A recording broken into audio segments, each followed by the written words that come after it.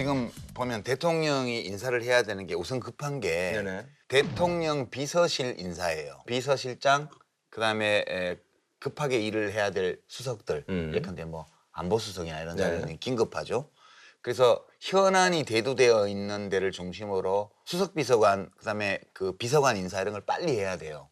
그래야지 정부 인사에 관한 작업도 할 네네. 수가 있으니까. 비서실장은 임종석 전 의원을 쓴다면 네네. 성심을 모시되 예스맨이 되지는 않으려고 노력하겠습니다.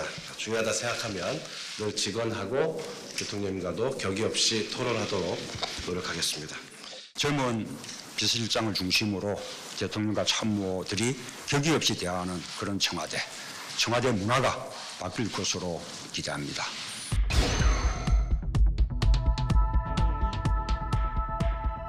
문재인 대통령이 비서실장에게 정무적 기능을 크게 맡기지 않을 것 같아요. 실무형 비서실장으로 쓰려는 게 아닌가. 비서실장의 어떤 위상을 많이 낮추는 거예요. 그거는. 두 번째가 국무총리와 장관, 내각 인사예요. 장관까지 포함해서. 네네네. 총리는 지금 이낙연 뭐 내정자로 결정이 뭐 대통령께서 선거 기간 중에 이런 말씀을 하신 것으로 기억을 합니다. 내각은 총리의 책임하에 그리고 각 부처는 장관의 책임하에 일하도록 하겠다. 총리가 들여다봐야 될 것은 각 부처의 업무가 혹시라도 국정 과제의 방향과 좀 불일치하거나 또는 속도가 덜 나는 일은 없는가. 내각과 국회, 언론과 국민 여론을 두루 파악하고 있는 안정적 인사가 총리로서 첫 내각을 이끄는 것이 무엇보다 중요하다고 판단했습니다. 내각 쪽은 우선 총리가 중심인데 총리 지명을 어떤 조건을 가지고 찾았냐 하면 첫 번째는 호남연공. 네네.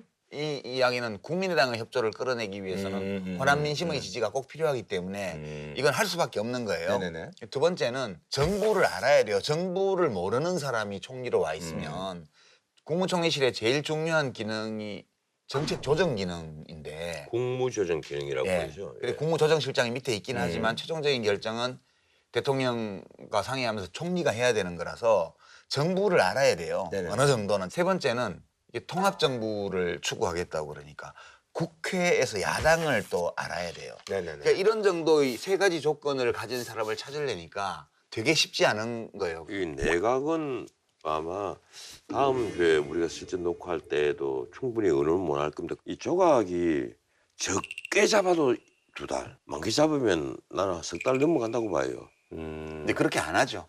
아니 그렇게 안 돼야 되는데 그렇게 될 가능성이 있다는 거죠. 이 워낙 여소야대인데다가 이제 조각을 발표를 하면 태클 걸릴 부분이 많고 또 이 검증 과정에서 여러 가지 문제가 반드시 터져 나오게 돼가 있어요. 뭐 어느 누구를 그 뽑던 장관 후보자의 그 정책이나 이념에 대해서 검증을 하는 것이 아니라 일단은 어디 꼬투리를 붙잡으려고 다들 그러기 때문에 역대 모든 정부가 다 그랬어요. 다채로운 즐거움 JTBC